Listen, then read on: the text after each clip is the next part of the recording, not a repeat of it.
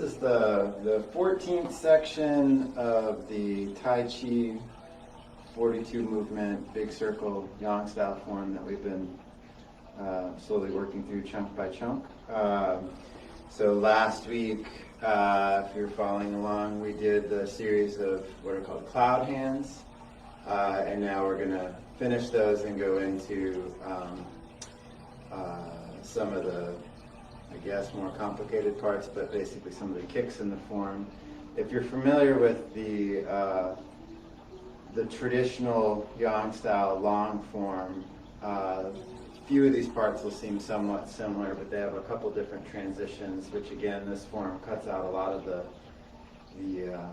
repetitive movements and tries to consolidate into a form that has all the important attributes that basically takes less space and a little less time to both perform and to learn. So anyway, last week we finished that the 7 of the last that series of cloud hands, and then went into the single whip and finished. So let me get where you can see my feet a little bit.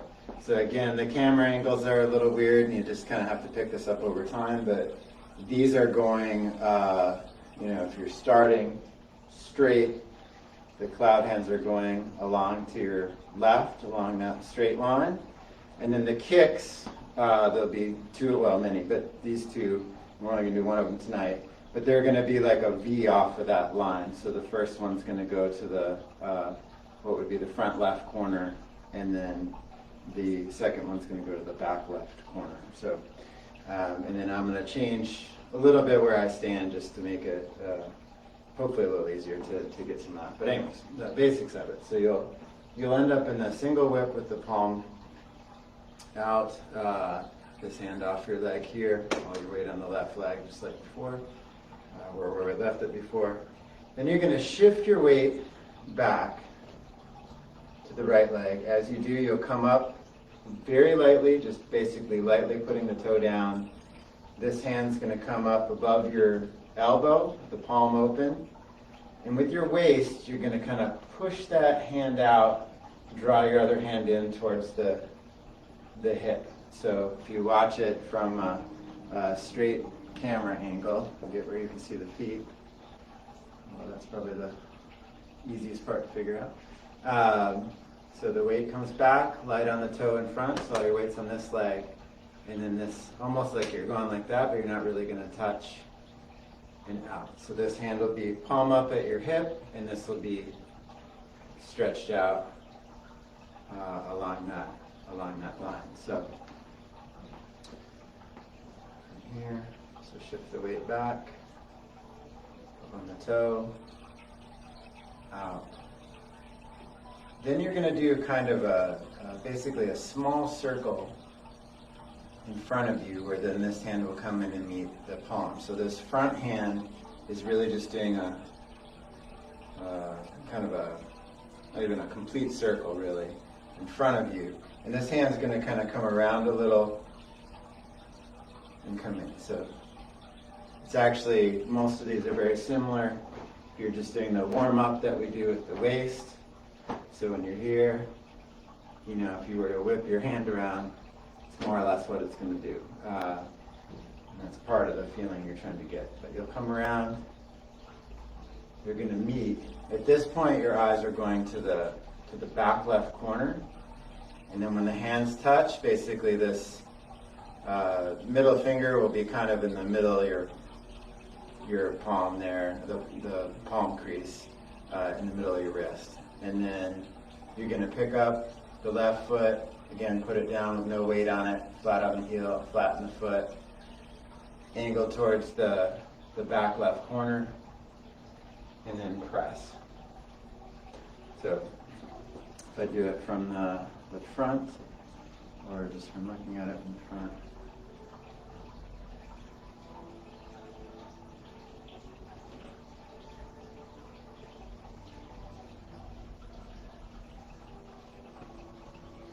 Okay.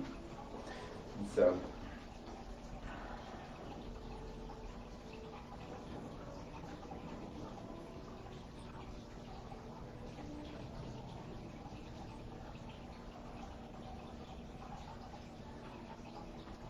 Then your eyes are going to go to what would be the front left corner. Your hands are going to do circle around and come back up behind your other one so both palms are facing you. So this is going to go with your waist, basically. You're going to turn, so the hand's going to go a little to the left, around, and then they're going to both be palm facing you. I'll try to get a close-up of this. Then they'll break through, so both palms go out. Then with your waist, one hand's going to go back, the other hand's going to go out, and then you'll pick up the foot, angle the toe down, kick out, angle the toe back down, set it down, heel first, flatten, and then again press with the same kind of angle as before. So let's just do that one more time just as a visual. And then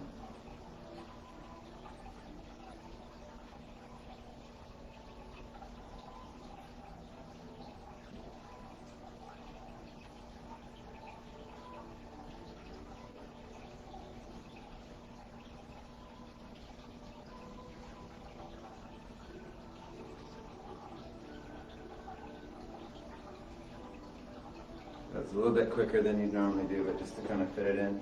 The biggest thing with all those circles is to have the, all of it really coming from the legs and your waist instead of just your arms moving. So if you were to make it, much bigger, you'd see big circles like this, which is not, this is a little exaggerated,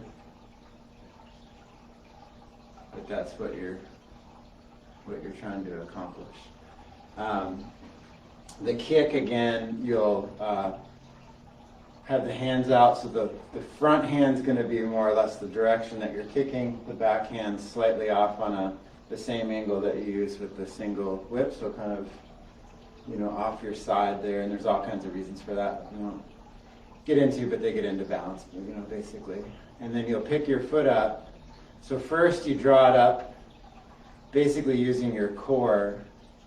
And so almost like there's a string here. Pick it up, just flat.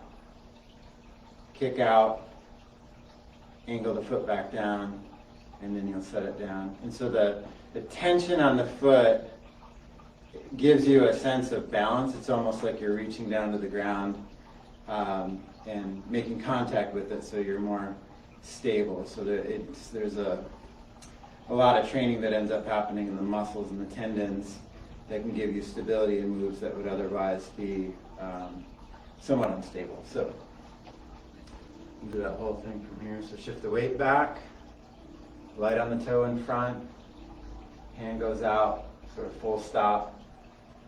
Small circle in front, meet the wrist crease, step to the back left corner, press, small circle, both palms facing you, break them through, both palms facing out. Then push your left foot into the ground and your waist will turn, and kind of sink down in, and you'll lock into that leg, and then you'll pick up the foot, up, and then press again. So that's sinking down and getting your hip going. Basically, you will be, some of it's just time and training, and muscle coordination, all that stuff that happens over time. But the more your hips are going the direction that you're going to step, the more stable you will be. So if you were to do this move where your hands are out like this, your hips are going this way, and then all of a sudden you try to kick that way, you're going to be off balance. So a lot of this twisting in gets you more sunk in with your hip going down. This takes a little bit of time for people to open up some of the fascia, especially probably for men, to open up the fascia through the hip and allow that movement to even happen to begin with. And that's why Tai Chi isn't always about just a sort of rote memorization of the movements. Some of it you just physically can't do until the body opens enough to allow you to do it. And so That's where the time and the patience with it, and not pushing yourself, just allowing whatever part of that movement that you can do correctly to happen. And then as time goes on, it gets more and more, correct, so to speak. So do it one last time.